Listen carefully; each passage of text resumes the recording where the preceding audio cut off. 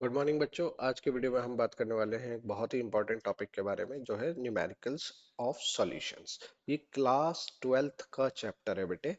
ठीक है, तो क्लास ट्वेल्थ में ये फर्स्ट चैप्टर कहा जाता है। इस पर न्यूमेरिकल्स आते हैं बेटे बोर्ड के बेस पर, और जो अभी आपका एग्जाम होने वाला है उसके बेस पे आप कह सकते हैं मिड टर्म जो भी आपका है। ठीक है, तो उस बेस पे जो न्यूमेरिकल्स आते हैं वो किस टाइप के आते हैं उसको आइडेंटिफाई कर लेते हैं। तो देखिए बेटे, पहला क्वेश्चन अगर हम देखें तो पहला क्वेश्चन क्या कह रहा है, identify which liquid will have a high vapour pressure.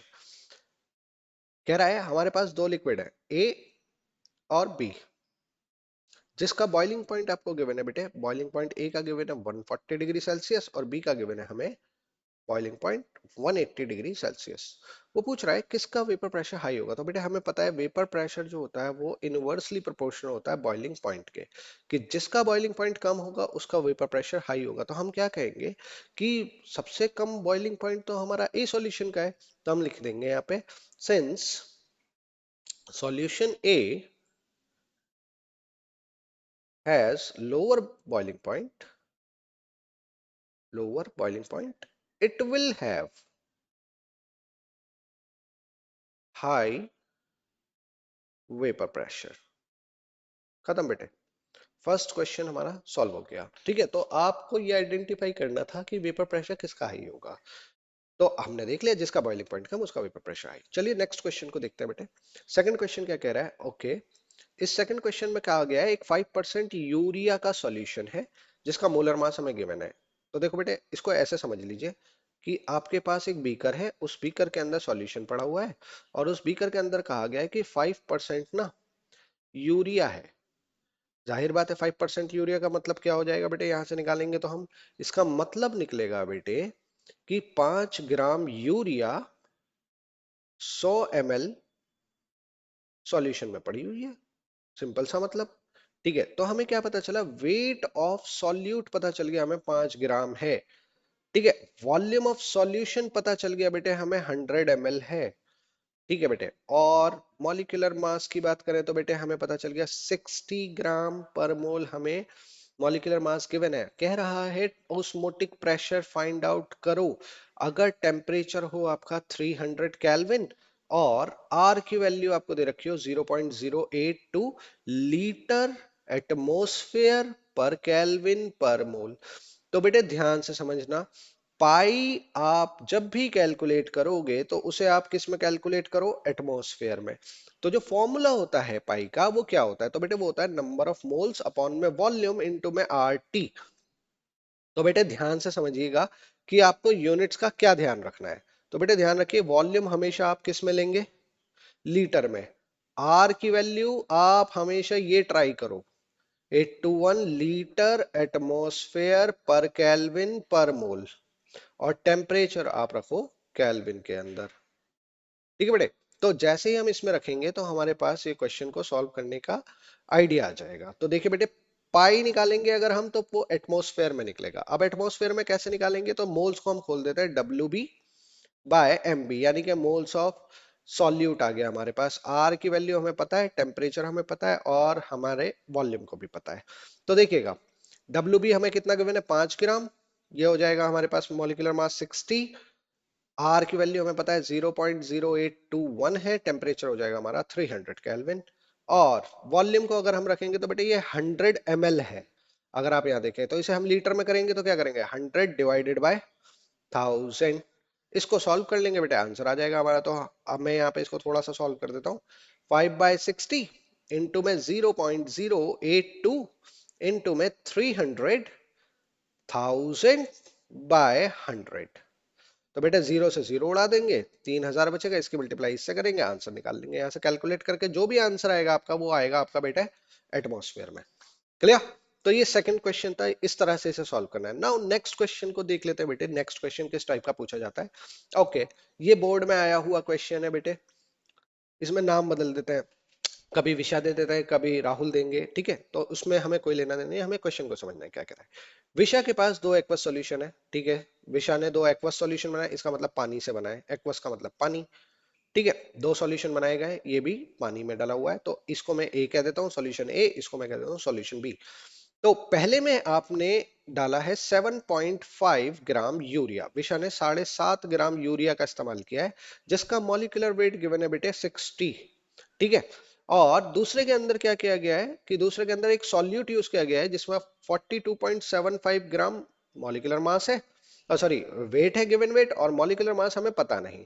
तो होपफुली यही निकलवाया होगा कैलकुलेटर, हाँ यही निकलवाया है, मॉलिक्यूलर मास निकलवाया जेड का, यानी कि इसका, इसके अंदर जेड डाला हुआ है कोई। ठीक है। ओके। कह रहा है दोनों के अंदर वेट ऑफ सॉल्वेंट जो यूज किया गया है वो 100 ग्राम यूज किया गया है। वेट ऑफ सॉल्वेंट हमें पता चल गया दोनों में बराबर है। अब क्योंकि दोनों एक्वस है तो दोनों का के एफ बराबर होगा, क्योंकि ये फ्रीजिंग के ऊपर क्वेश्चन है, फ्रोज कह रहा है वो यहाँ पे।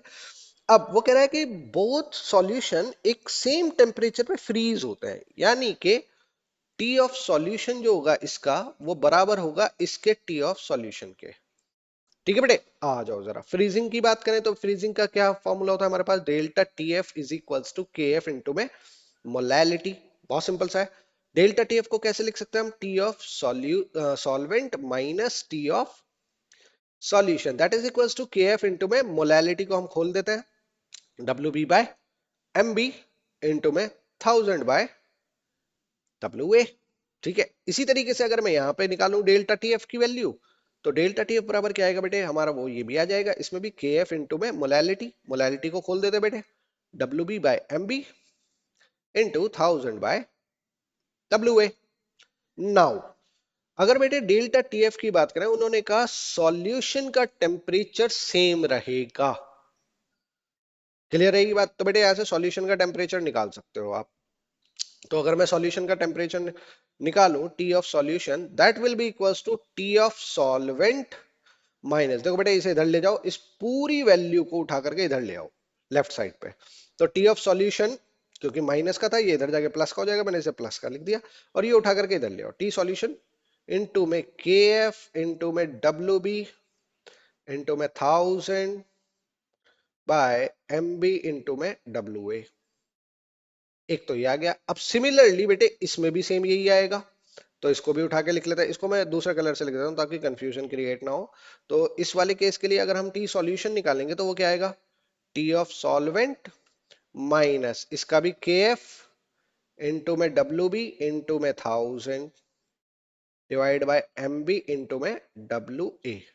ये आ गया। अब बेटे क्योंकि दोनों का टेम्परेचर फ्रीजिंग टेम्परेचर सेम है, तो हम इन इस टेम्परेचर को और इस टेम्परेचर को इक्वल रख सकते हैं, तो ये दोनों वैल्यू इक्वल्स हो जाएंगी। तो देखिए बेटे क्या करना पड़ेगा अब हमें इसके अंदर, तो इसको हम सॉल्व कर देते हैं। एक मिनट रुको बेटे। हम्म तो इसके लिए हम क्या करते हैं, एक नई स्लाइड ले लेते हैं।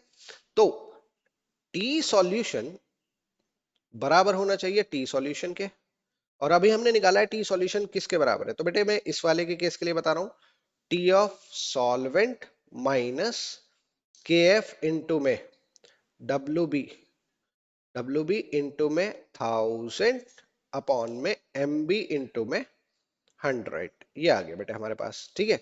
तो इसके केस के लिए क्या होगा बेटे, तो इसके केस के लिए भी लिख देते हैं, टी ऑफ सॉल्वेंट माइनस के एफ इंटू में डब्ल्यू बी इंटू में 1000 अपॉन में एम बी इंटू में 100।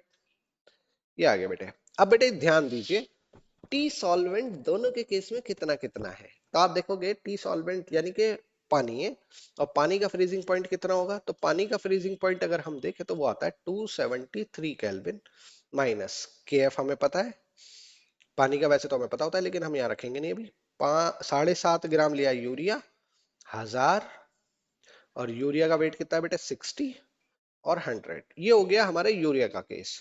अब दूसरे के केस के लिए देखें तो बेटे उसके अंदर हमारे पास 273 है माइनस के एफ हमें पता नहीं अभी, डब्ल्यू बी हमें दिया हुआ है 42.75 इंटू में 1000 अपॉन में मॉलिक्यूलर मास हमें पता नहीं, एक्स मान लो उसे 100। अब बेटे सबसे पहले हम 273 को सॉल्व करेंगे। ठीक है ना।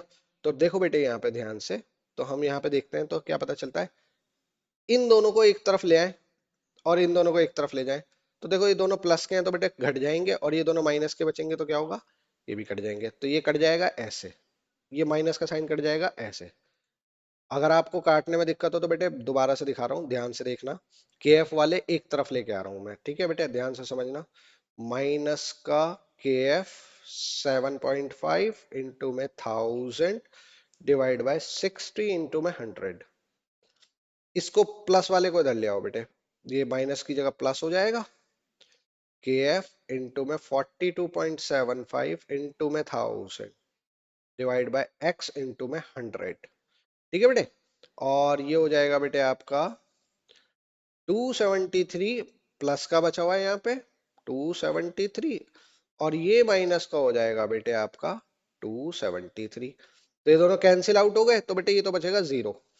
अब इसे इधर ले आओ, तो बेटे जब हम इसे इधर लेके आएंगे तो हमारे पास बराबर में क्या बचेगा, माइनस का के एफ इंटू में 42.75 इंटू में 1000 डिवाइड बाय एक्स इंटू में 100।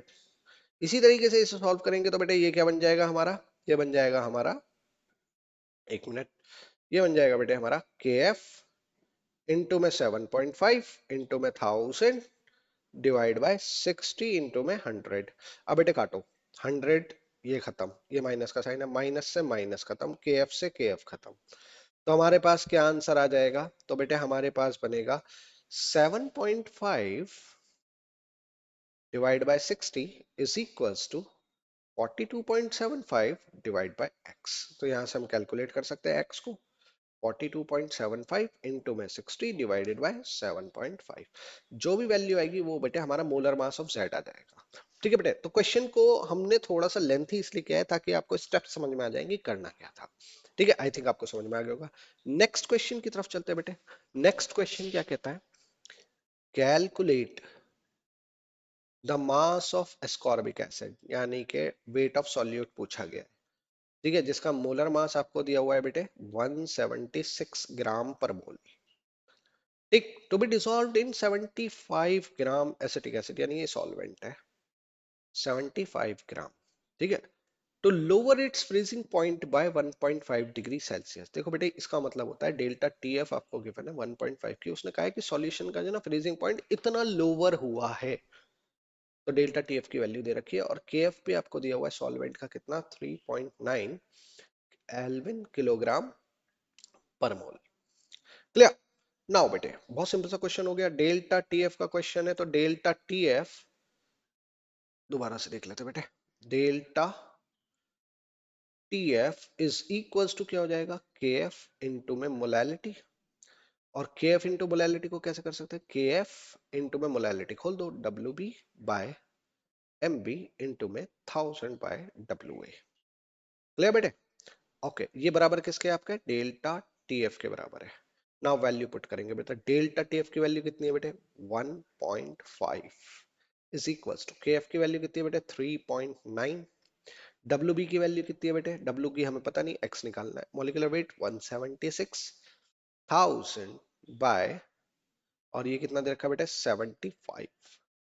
आपको x कैलकुलेट करना है, तो x कैलकुलेट करेंगे तो 1.5 इंटू में 176 इंटू में 75 डिवाइडेड बाय 3.9 इंटू में 1000। इसको बेटे सॉल्व करेंगे, जो आंसर आएगा वो इसका आंसर हो जाएगा। क्लियर बेटे, समझ में आ गया फॉर्मूले में पुट कैसे करनी है वैल्यू, और बस बाकी उसके बाद कैलकुलेशंस इसमें बचते हैं कि कैलकुलेशंस कैसे करना है। नाउ नेक्स्ट क्वेश्चन देखते हैं बेटे। नेक्स्ट क्वेश्चन क्या कह रहा है, ये अभी हमने किया था फर्स्ट क्वेश्चन, ये रिपीट हो गया बेटे, तो हम इस पे लिख देते हैं ये रिपीट क्वेश्चन है, रिपीट हो गया है। ठीक है, नेक्स्ट आते हैं बेटे। नेक्स्ट क्या है, predict the state of solute in the solution of in the following situation. आपको सॉल्यूट की स्टेट को प्रिडिक्ट करना है आई की वैल्यू फाइंड करके। तो कहता है कि अगर आई की वैल्यू मोर देन 1 आ जाए, मोर देन 1, बेटे ध्यान दीजिए आई की वैल्यू जब भी एक से ज्यादा होती है तो आई होता क्या है बेसिकली, तो बेटे यहाँ एक एग्जांपल से समझाता हूँ, भूले क्या। NaCl को पानी में डालेंगे तो बेटे क्या टूटेगा, ये Na प्लस और Cl माइनस में टूटेगा। तो यहाँ पे आयंस पूछूं तो कितने आयंस बने, तो आप कहोगे इसमें 2 आयंस बचे।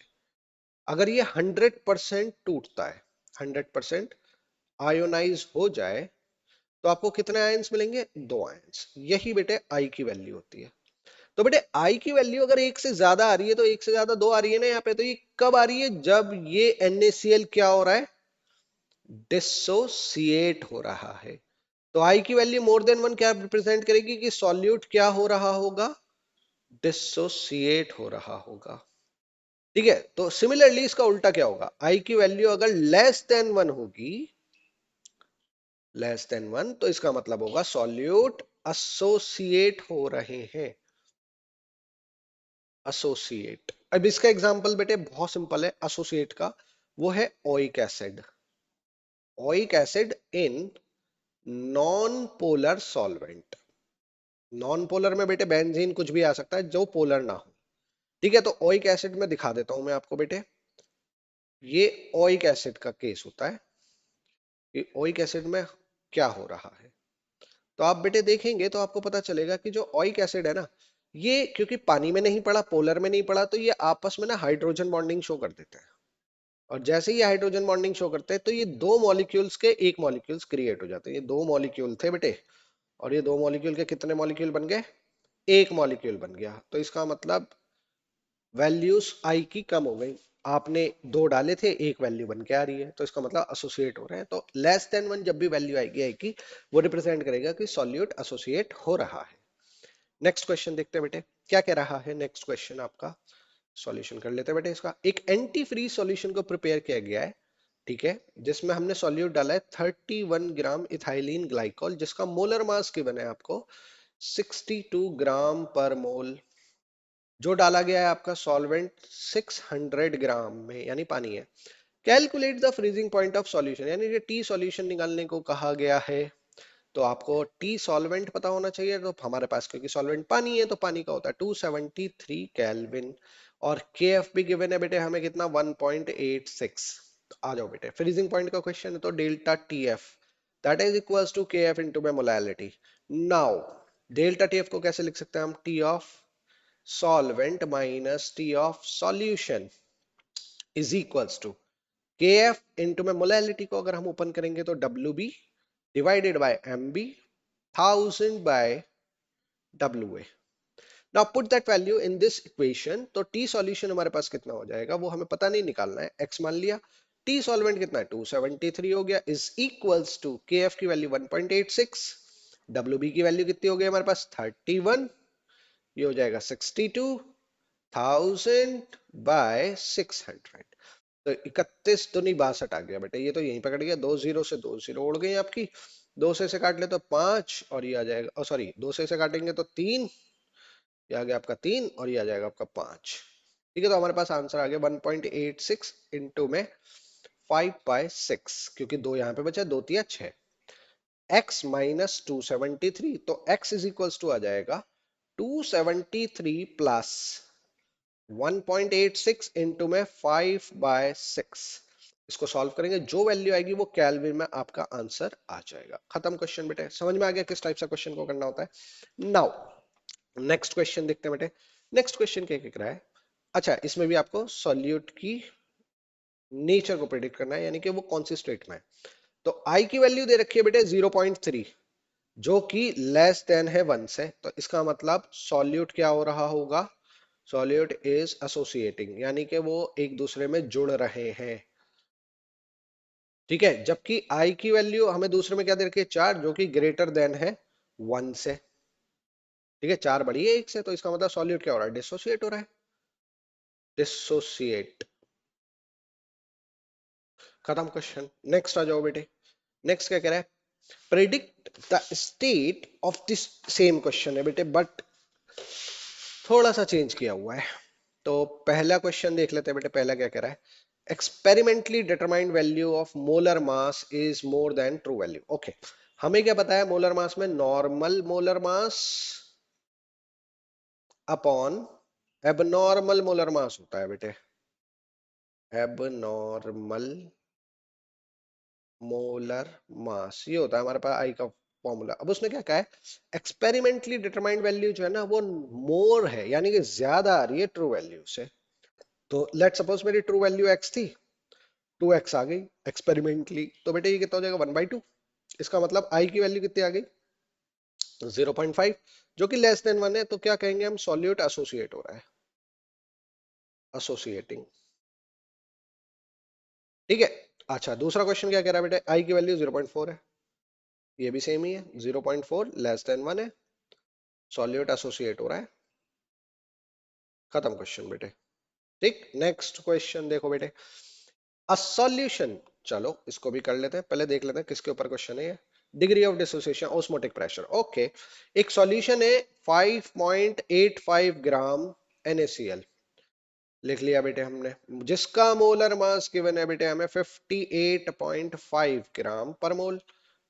टेक, पर लीटर वॉल्यूम कितना दे रखा है, 1 litre. It has an osmotic pressure, pi दे रखा है 4.75 ATM, एटमॉस्फेयर में दे रखा है एट 27 डिग्री सेल्सियस, का मतलब हो गया बेटा 300 kelvin.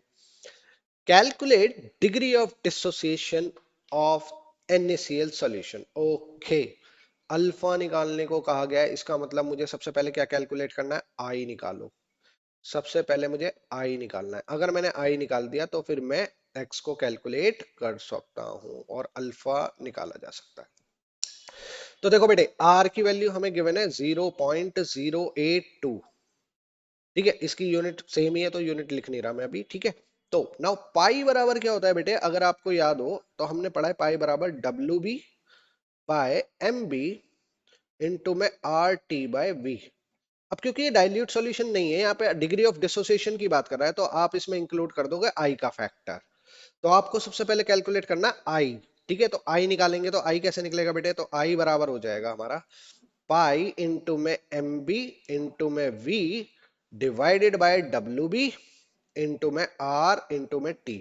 Now put that value 4.75, MB की वैल्यू कितनी गिवन है बेटे 58.5, वॉल्यूम हो गया 1 लीटर, WB कितना गिवन है बेटे 5.85, और टेम्परेचर गिवन है बेटे हमें 300 केल्विन।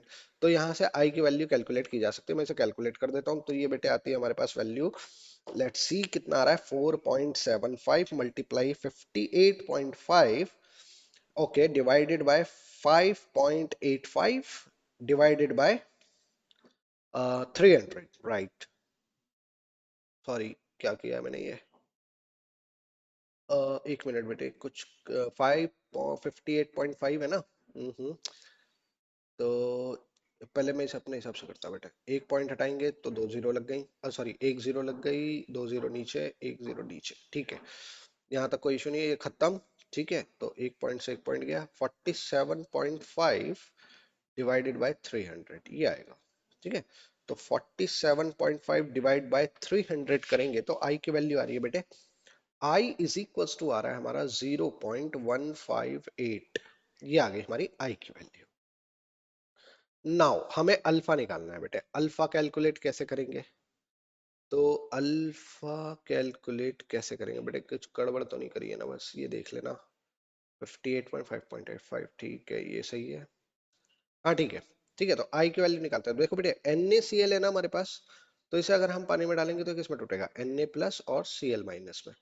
तो अगर t इक्वल्स टू 0 है तो इसमें 1 वैल्यू होगी इसकी और इन दोनों की 0, और अगर t डैश पे निकालें तो इसमें से कुछ टूटा होगा अल्फा, तो ये अल्फा अल्फा बने होंगे। तो i बराबर बेटे क्या होगा, 1 minus alpha plus alpha plus alpha, तो ये आ जाएगा 1 प्लस अल्फा i के बराबर।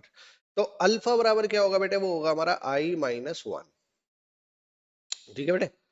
आई अल्फा की वैल्यू आ जाएगी हमारी 0.158 -1, गलत आ रहा है बेटा इसमें answer. Oh, okay okay okay, my mistake, मैं इसमें आर की वैल्यू रखना भूल गया, दोबारा से करते हैं, माय मिस्टेक, माय मिस्टेक बेटा, मैं वही कहूँ कि गड़बड़ क्यों हो रही है इसमें, ठीक है, मेरी मिस्टेक हो गई कि मैं इसके अंदर आर की वैल्यू रखना भूल गया, ठीक है। यहाँ पे आर भी तो था 0.0821, ये भी तो है बेटे, ठीक है। तो अगर मैं इसे डिवाइड करता हूँ 0.082 से, तो बेटे ये आई की वैल्यू जो देगा ये देता है 1.93, अब सही आ जाएगी वैल्यू 1.93। तो देखो बेटे NaCl को अगर हम तोड़ेंगे तो ये किस में टूटेगा, Na प्लस और Cl माइनस में, right. Now at time t equals to 0 पे इसकी कंसंट्रेशन 1, तो इसकी दोनों की ये बने ही नहीं है अभी तक। At time t equals to t dash में यहाँ पे क्या होगा, 1 माइनस अल्फा, अल्फा टूटा तो इनमें से अल्फा अल्फा बने, तो आई बराबर क्या होगा, 1 minus alpha plus alpha divided by 1, ये हमने फार्मूला पढ़ा हुआ है। तो आई बराबर कितना आ गया, 1 प्लस अल्फा।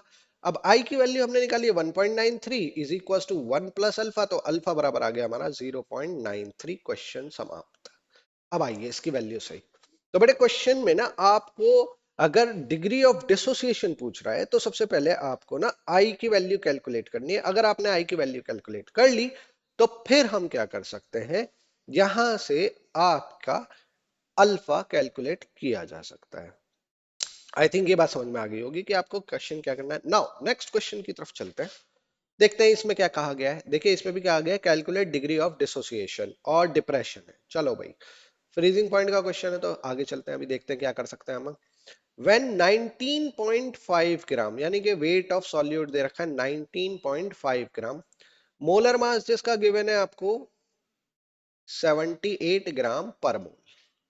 ये ठीक है बेटे, डिसॉल्व किया गया है, वेट ऑफ सॉल्वेंट हमारे पास 500 ग्राम है और जो कि पानी है।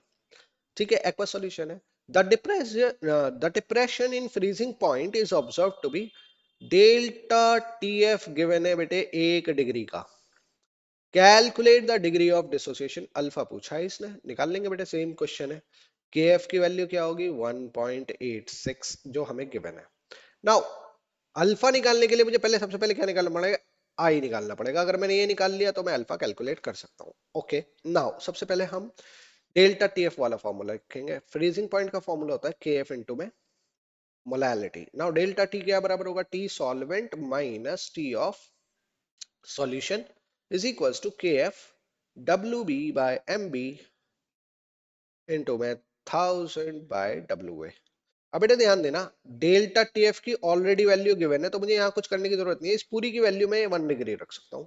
तो हो जाएगा 1 is equal to 1.86, W B कितना हो गया 19.5, एक्स ये गिवन है 78 है नॉट एक्स, इनटू में 1000 divide by weight of solvent कितना गिवन है बेटे हमें 500 ग्राम। अब प्रॉब्लम ये कि निकाले क्या, अब बेटे क्योंकि मुझे आई निकालना था और इसमें कहा गया डिग्री ऑफ डिसोसिएशन, इसका मतलब यहाँ पे मल्टीप्लाई होगी इस फॉर्मूले में आई की, तो मैं यहाँ से आई निकाल लूंगा। तो आई अगर हम यहाँ से निकालते तो बेटे इसे कैलकुलेट कर लेता हूँ, पहले 2 आ गया ये, और ये आपका देखो जरा ये कट जाता है क्या, 78 डिवाइडेड बाय 19.5 4 आ जाता है बेटे, ये कट जाएगा, ये आ गया 4, इससे काटो तो ये आ गया 2। तो अगर मैं देखता हूं तो आई बराबर आएगा मेरा 2 अपॉन 1.86। तो अगर मैं 2 को डिवाइड कर दूं, 2 डिवाइडेड बाय 1.86, तो ये आता है आपका आई इज इक्वल टू आ जाता है हमारा 1.075। इतनी वैल्यू आई की आ गई। ठीक है बेटे, यहां तक हमें आई की वैल्यू कैलकुलेट करना आ गया कि आई कैसे कैलकुलेट किया जाता है। नाउ अब हमें आई पता चल चुका है तो अब हम क्या निकालेंगे, अल्फा कैलकुलेट करेंगे।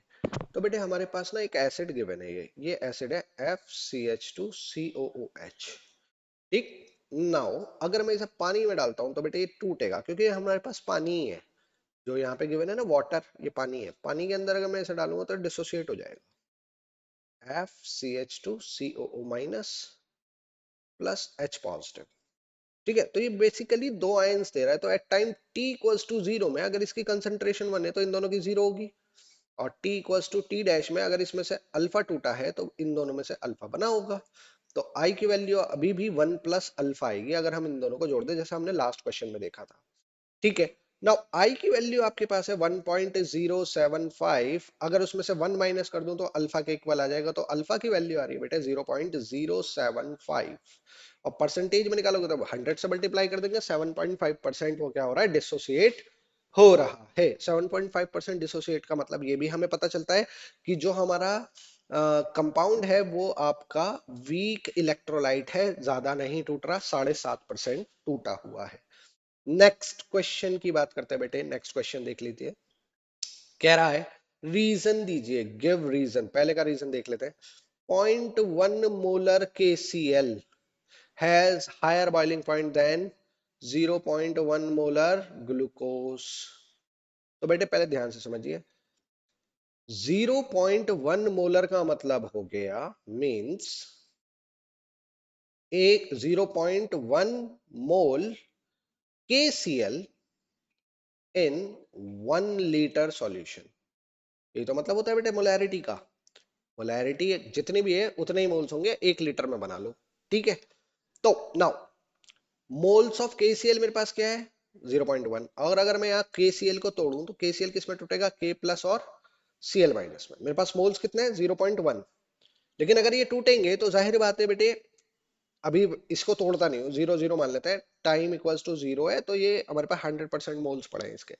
लेकिन कुछ टाइम बाद अगर मैं एंड कर देता हूँ, चलो मैं एंड ही कर देता हूँ, तो ये जीरो हो जाएगा और ये कितना बनेगा 0.1 और ये कितना बनेगा 0.1, यानी टूट चुका है। तो टोटल मोल्स मेरे पास कितने आ गए बेटे, तो टोटल मोल्स मेरे पास आएंगे, अगर आप यहां देखोगे टोटल मोल्स 0.2 आ गए मेरे। ठीक है, सॉल्यूशन के अंदर। जबकि ग्लूकोज के अंदर क्या होगा, ग्लूकोज का फॉर्मूला क्या होता है बेटे C6H12O6। इसे पानी में डालेंगे तो ये किस में टूटेगा, किसी में भी नहीं टूटेगा, यही बना रहेगा, एक्वस हो जाएगा, बस घुल गया है, आयंस नहीं देगा। तो यहाँ पे मोलैरिटी क्या है 0.1 मोलैरिटी, तो इसके मोल्स कितने होंगे 0.1 मोल।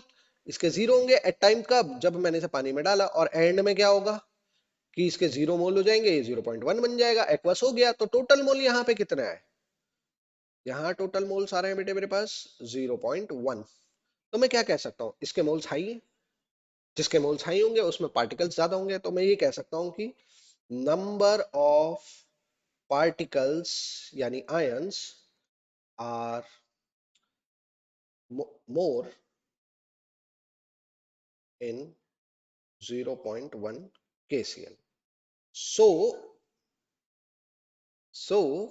KCl boiling point